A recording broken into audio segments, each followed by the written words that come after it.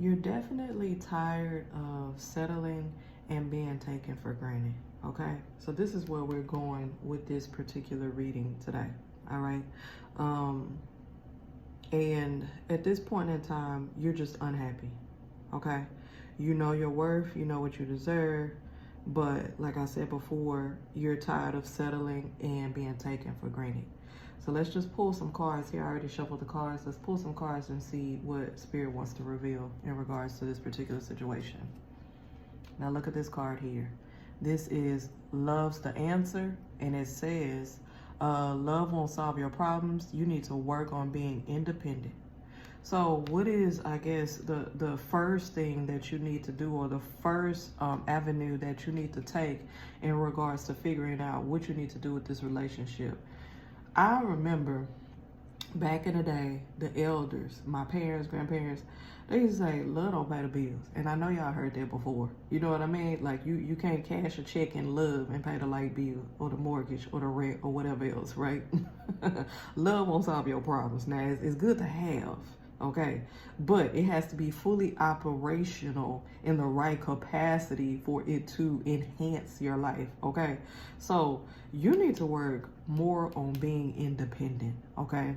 Now, I do know at this period of time, all of us, you know, a lot of us ain't in the upper echelon of society where we're considered the top 1%, 2%, 10% of this world, and we have lots of money, abundance of money, okay? A lot of us are living, you know, paycheck to paycheck, or some of us are, you know, able to pay certain bills but don't have a lot to spend after that, or, you know, just abundance, you know.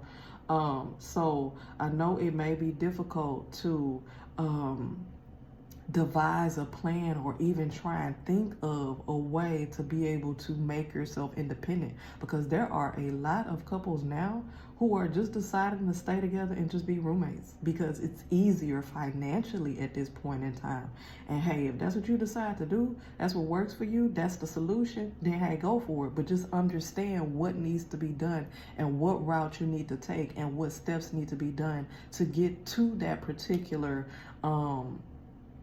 destination that you want to be in.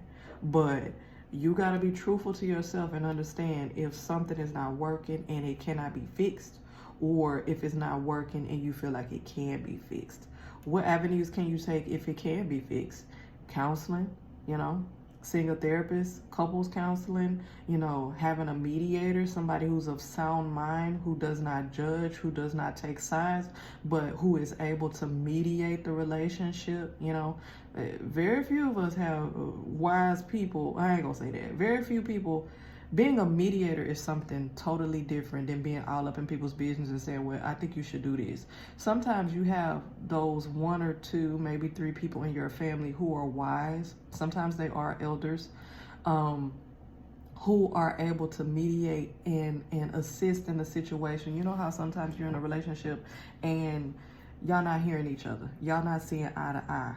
A lot of times you may speak to get your thought across, but you're not listening to the other person, and that may be intentional or unintentional. But you have a mediator who listens to both sides, almost like a therapist, and is able to repeat back what the other person said to you, and you can better hear it through a mediator than coming from that person. You know, sometimes it's like that, but just figure out what needs to be done, okay? Next card. Holding on. Y'all see that? It says you must release old ties in order to have a fresh start with someone new. Is that the answer for you? Do you need a fresh start? Do you need a break? Okay.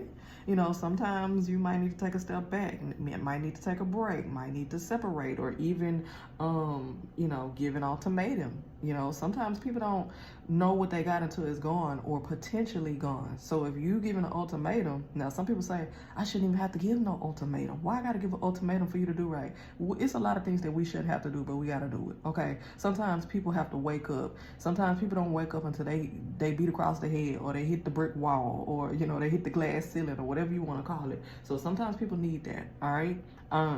And if you deliver that ultimatum and they still don't see the seriousness of the issue, then that might give you your answer. Last card we're going to pull here, 3 cards. Fear of loss. It says you are afraid of losing someone or of being abandoned. Take a chance. Ooh, is this giving you an answer? Is it telling you just go on and take that leap? But remember I said, you know, everyone is different. Every situation is different. So this is not a end all for each person who views this video. But remember, I'm the type of reader, I read the energy and I pick up on different energies. So I give you various avenues that you can take, which would be best for you and what will be the outcome based on that, especially if we do, if you decide to do a personal reading with me. So that's why I gave you avenues if you decided to work it out, or if it can be worked out, or if it can't be worked out. You know what I'm saying?